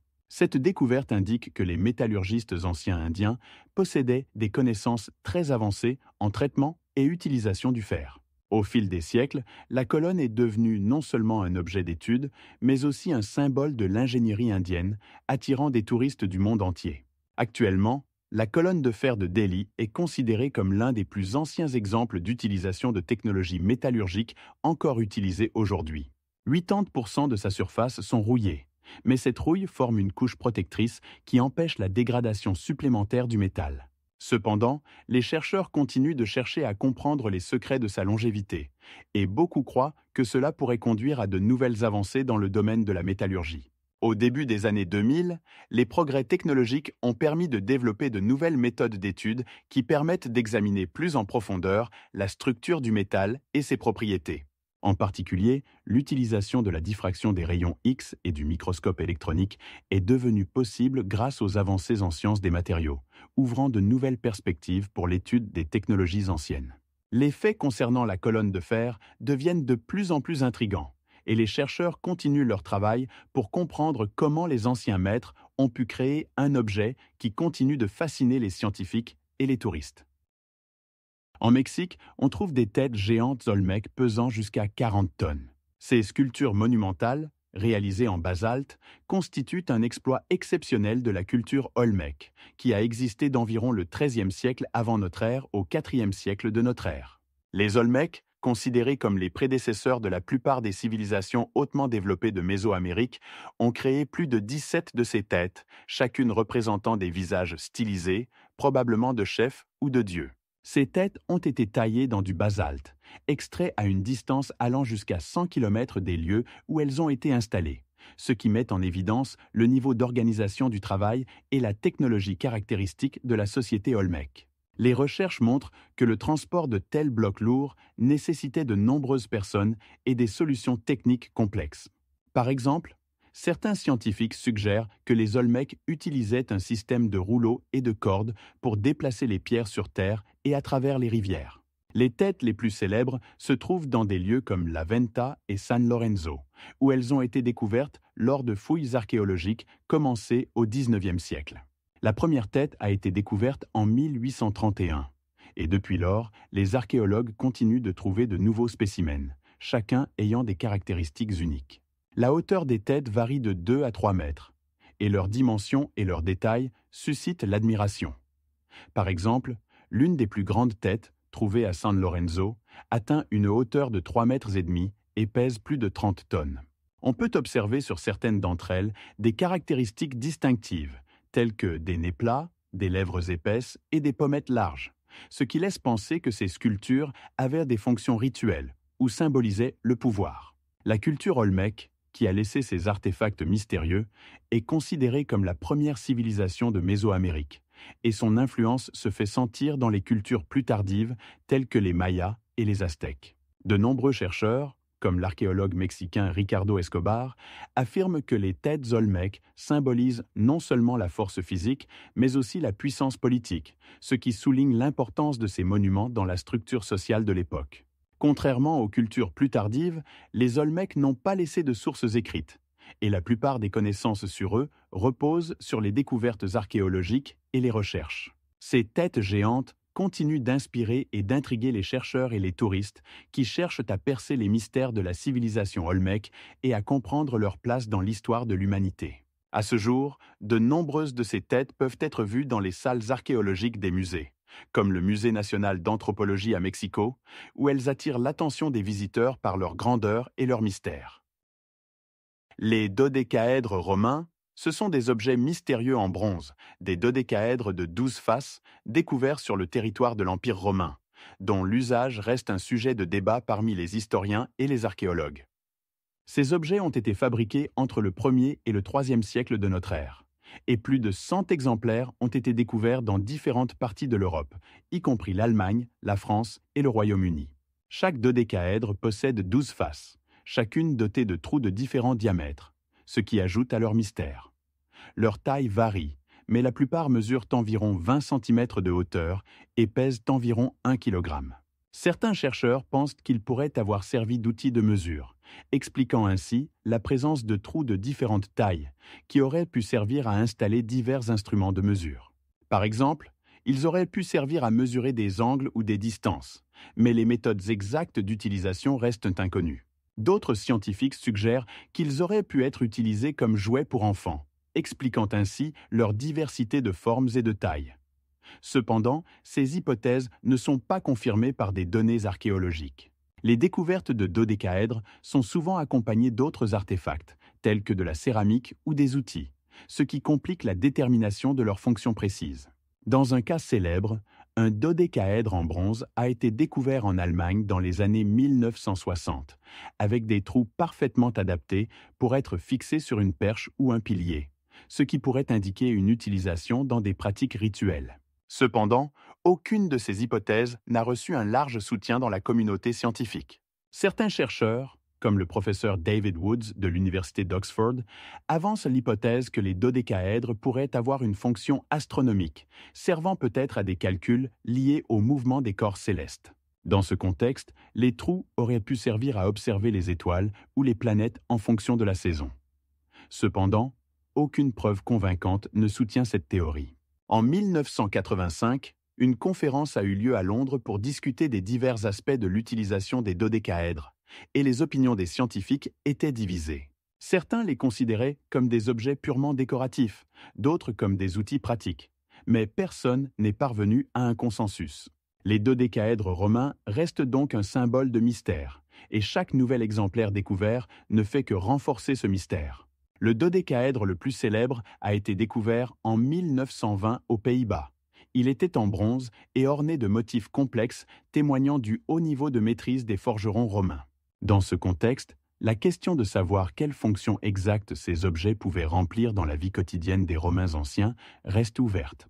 Une chose est certaine, les dodécaèdres romains ne sont pas simplement des artefacts, mais des clés pour comprendre des aspects plus profonds de la culture et des technologies de l'Empire romain. La découverte d'un tel objet peut apporter de la lumière sur de nombreuses énigmes de l'Antiquité. Le complexe de temple de Baalbek, situé au Liban, est un exemple exceptionnel de l'architecture romaine antique et de la maîtrise ingénierie. Construit au 1er siècle de notre ère, ce complexe comprend 3 temples principaux: le temple de Jupiter, le temple de Vénus et le temple de Mercure. L'élément le plus impressionnant de ce complexe est l'utilisation de blocs de pierre de grande taille, dont le poids peut atteindre 1000 tonnes. Ces blocs sont parmi les plus grands blocs taillés au monde et ont été extraits de carrières situées à proximité, dans un endroit connu sous le nom de carrière de Baalbek. Les constructeurs utilisaient des blocs de pierre de dimension allant jusqu'à 12 mètres de long et plus de 4 mètres de large. Pour comparaison, la hauteur d'un immeuble résidentiel standard est d'environ 10 mètres. La complexité du transport de tels blocs massifs défie l'imagination. Même les grues modernes les plus puissantes ont du mal à soulever des charges de plus de 300 tonnes. Cela nous amène à nous demander comment les anciens constructeurs ont pu gérer de telles tâches colossales. Les recherches scientifiques et les découvertes archéologiques montrent que pour déplacer les blocs, des systèmes complexes de rouleaux et de rampes inclinées étaient utilisés. Certains historiens suggèrent que les anciens constructeurs pouvaient utiliser des troncs d'arbres comme rouleaux et graisser la surface du sol d'eau pour réduire la friction. De plus, la force humaine jouait un rôle crucial. De grandes équipes de travailleurs, peut-être composées de milliers de personnes, pouvaient tirer ces blocs en utilisant des cordes et des lanières. Le temple de Jupiter, en particulier, a été construit sur une plateforme composée de 6 blocs massifs, chacun pesant environ 800 tonnes. Les murs du temple sont ornés de sculptures magnifiques et de colonnes dont la hauteur atteint 23 mètres, ce qui en fait l'un des temples les plus élevés de son époque. La colonne la plus grande qui a été conservée a un diamètre d'environ 2 mètres et a été taillée d'un seul bloc de pierre. Les technologies utilisées pour créer ces colonnes restent un mystère pour les chercheurs modernes. Il est fascinant que certaines de ces colonnes soient encore dans un état si bon qu'on peut voir les détails soigneusement travaillés par les anciens artisans. Autour du complexe, des traces d'autres bâtiments ont été découvertes, qui pourraient avoir fait partie d'un complexe cultuel. Les archéologues pensent que Baalbek était un centre religieux important où l'on vénérait non seulement les dieux romains, mais aussi les dieux locaux. Au fil des siècles, le complexe a subi des destructions et des reconstructions, mais son prestige reste intact. Au XVIIIe et XIXe siècle, des chercheurs européens comme Edward Wilkinson et Lewis Spencer ont commencé à explorer activement Baalbek, laissant de nombreuses descriptions de sa grandeur. Malgré son antique, le complexe continue d'attirer des touristes et des chercheurs du monde entier, devenant un objet d'étude permanent. Au début des années 2000, par exemple, une équipe internationale d'archéologues a commencé une étude détaillée des éléments de construction pour comprendre comment les anciens constructeurs ont pu gérer de tels projets d'envergure. Ils ont utilisé des technologies modernes comme le balayage laser pour créer des modèles tridimensionnels du temple. Ces recherches ont montré à quel point le processus de conception et de construction était complexe, étant donné que certains blocs étaient installés avec une telle précision qu'un papier ne pouvait même pas passer entre eux. La question de savoir comment les anciens ont pu créer de tels bâtiments massifs et précis sans technologie moderne reste ouverte, suscitant l'intérêt et les débats parmi les scientifiques. Le savoir-faire démontré dans la construction de Baalbek remet en question les capacités des anciennes civilisations et met en lumière le fait que, même aujourd'hui, nous ne pouvons pas complètement comprendre comment ils ont atteint de tels sommets. La batterie de Bagdad, également connue sous le nom de batterie parallèle, a été découverte dans les années 1930 dans la région de l'actuel Iran. mais son origine et sa fonction restent sujets à de nombreuses controverses parmi les scientifiques. Cet artefact se compose d'un vase en terre cuite d'environ 30 cm de hauteur, dans lequel se trouve un cylindre en cuivre et une tige en fer. À première vue, ce vase ressemble à un simple pot en terre cuite, mais sa construction et ses composants suggèrent qu'il pourrait générer de l'électricité. La batterie de Bagdad date approximativement du IIIe siècle de notre ère, mais certains chercheurs pensent que des dispositifs similaires pourraient avoir existé avant. On suppose que lorsqu'on remplit le vase avec un électrolyte, tel que du vinaigre ou de l'eau salée, une réaction électrique pourrait se produire entre le cuivre et le fer, permettant de produire une petite quantité d'électricité. Cette découverte remet en question les idées reçues sur le développement des technologies dans l'Antiquité. Par exemple, au XXe siècle, des chercheurs comme l'archéologue et l'historien Richard Blake ont mené des expériences qui ont confirmé que la batterie de Bagdad pouvait effectivement produire de l'électricité, bien que dans une quantité limitée. Dans ces expériences, Blake a réussi à obtenir une tension d'1 volt, suffisante pour alimenter des dispositifs électriques simples. Selon une théorie, la batterie aurait été utilisée pour la galvanisation, un processus qui aurait pu être utilisé pour traiter des maladies ou dans la production. Cependant, cette théorie reste sujette à débat, car il n'existe pas de preuves historiques claires de son utilisation à des fins médicales. Certains chercheurs pensent que l'appareil aurait pu être utilisé pour dorer des objets, mais là encore, il n'existe pas de preuves directes. De plus, dans des textes anciens comme le Livre des Inventions, divers phénomènes électriques sont mentionnés, mais leur interprétation reste ouverte. Cette découverte remet en question de nombreux aspects de la science et de la technologie antique, montrant que nos ancêtres pouvaient posséder des connaissances que nous ne comprenons pas encore entièrement. La batterie de Bagdad pourrait être un témoignage du fait que certaines technologies que nous considérons comme modernes existaient bien avant nous. Il est intéressant de noter que dans le XXIe siècle, les scientifiques ont recommencé à étudier cet artefact en utilisant des méthodes d'analyse modernes et des expériences pour essayer de comprendre son utilisation possible. Des groupes de recherche de différents pays, y compris l'Allemagne et l'Iran, ont conduit de nombreux tests pour déterminer comment fonctionnait la batterie et quels matériaux étaient utilisés dans sa fabrication.